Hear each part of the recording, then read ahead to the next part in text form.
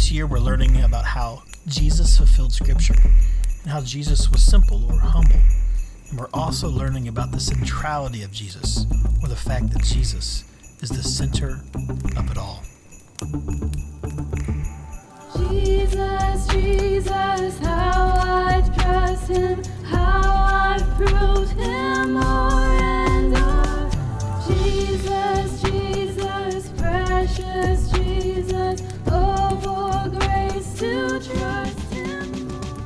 Well, hey guys, no, it's not Santa. This is Michael from eKids, and I want to welcome you to the Christmas Fulfilled series. All right, do you guys remember the Line It Up series? Remember how we learned that the Old Testament leads us to Jesus? Well, for Christmas, guys, let's learn even more about Jesus. In fact, I have a memory verse that I think can help us understand more. The memory verse is John 3:16.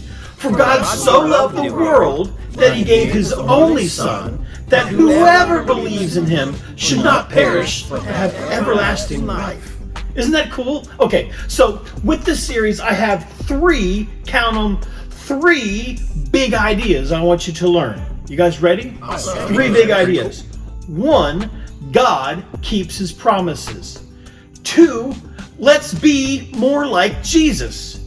And 3, make Jesus number 1. So God keeps His promise. Let's be like Jesus. Make Jesus number 1. Mom and Dad, the grown-ups, might call this fulfillment, simplicity, and centrality. But those are big words. So let's just remember, God keeps His promises. Let's be like Jesus. Make Jesus number 1.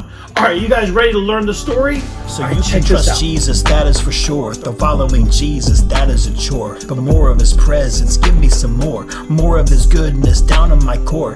He was so humble, but how am I? His life was lowly, why is mine high? Hung on a tree and left there to die. The reason for Christmas, man, this is why. The life that He lived, the example He set. On a throne He could sit, but instead He wept.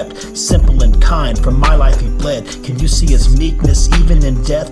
Lord, make me like You, make me anew. Do what You do, I'm broken, You're glue. Get rid of me, replace it with You. Fill me with love through and through. Jesus, Jesus, how I trust Him, how I prove Him more and more. Jesus, Jesus, precious Jesus, oh, for grace to trust Him more. Well, anyway, I thought I'd wish you all a very Merry Christmas, and to do so, I thought it would be wise that we, talk about Jesus. God's story. John. So part of God's story is about a man named John, and it begins like this. I know. Well, I just said we were going to talk about Jesus, and now we're talking about a guy named John. But hold on, there's a point to it. See, today we're talking about what the adults would call the centrality of Jesus. And really for us, it really means that make Jesus number 1. So I just wanted to show you guys a story of someone who made Jesus number 1.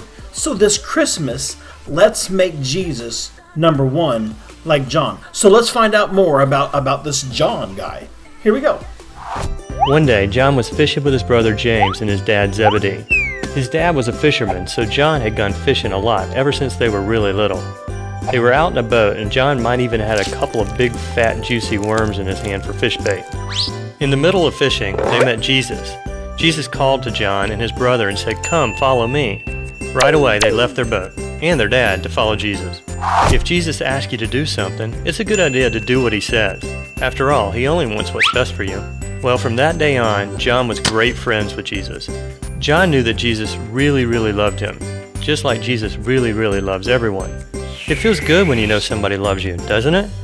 But John knew there were things he could do to become better friends with Jesus. Like he could talk to Jesus about what was happening in his life, and he could listen to Jesus and obey Him. He could also spend time with Jesus to get to know Him better. So they hung out all the time, so much, in fact, that Jesus gave John a rockin' nickname. Jesus started calling him Son of Thunder. With a name like that, John probably could have given up fishing and become a pro wrestler, but he didn't. Maybe that's because pro wrestling hadn't even been invented back then. Anyway, where was I? Oh yeah, while John and Jesus were hanging out, Jesus did some other pretty awesome things. Like heal some sick people, feed a crowd of thousands with only 5 loaves of bread and a couple of fish, walk on top of the water, and make one of his friends who had died come back to life. Imagine you had a best friend who was a doctor, a chef, and had superpowers. That's what it was like for John with Jesus. Well, Jesus told John that pretty soon he had to go back to heaven. This made John sad. John missed Jesus a lot after Jesus left for heaven, but the great thing about being friends with Jesus is that John could still pray to him and listen to him, just like we can today. Prayer just means talking to God and Jesus, asking them for what we need, saying sorry for bad choices we made, thanking them for what they've given us, and just telling them how we feel. So while Jesus was in heaven, John kept on talking to Jesus and listening to him. And one day, Jesus showed John a picture, kind of like how we see our dreams while we're asleep. John had to sit very quietly so he could see the picture. Sometimes it's hard to sit quietly, or it feels boring, but that's when we can really hear Jesus and see what he wants to show us.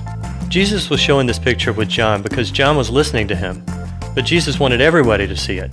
So John wrote it down on paper, and now it's part of the Bible. And that's the story of John. So in case you missed it, here's a quick version. John met Jesus. Jesus asked John to follow him. John did. He became good friends with Jesus. Jesus left for heaven. John prayed and listened to Jesus. We can pray and listen to Jesus too. Jesus showed John a picture. The picture shows that Jesus is going to make all the wrong things right. Jesus wants to do this for everybody in the whole world. And that's a part of God's story. So what did you guys think? Did you like that story? We learned about John. John was like best buddies with Jesus. So since John was like best buddies with Jesus, do you think that John loved Jesus? I think so. But what about this? Do you love Jesus? Well, I do. You know, with John, Jesus was the most important thing in his whole life. He served Jesus all the time. Is Jesus the most important thing to you? Ooh. So I know we all want to say, yes, Jesus is the most important thing to you. But if that's the truth, then how? How is Jesus the most important thing to you? How would I know? So that's what I want to challenge you with as we close this series out, is show ways that Jesus is the most important thing to you by actually making him the most important thing. Your parents might call this the centrality of Jesus. See, Jesus is the center of it all. As a matter of fact, I won't give you the whole verse because it's really long, but in Colossians chapter 1, it says some interesting things. It says that Jesus, he was before everything. So he was like the first, like God is before everything, right? And also it says that he made everything. Wow, he was the first and he made everything, and he owns everything. So everything, it's all for Jesus, it's all about Jesus, and he owns all of it. So, since it's all made for him, it's all about him. Jesus is the most important thing in the entire universe of all time. I guess you could say he's the greatest of all time, or the GOAT. So the challenge over this Christmas season is to make sure that Jesus is the most important thing to you. All right, guys, that's it. I love you. I hope you have a fantastic week, and I'll see you next time. For now, bye, guys. In Colossians, we learn that he has made everything invisible today and eternity. He is before, during, and after me. He is the center, the source, his majesty.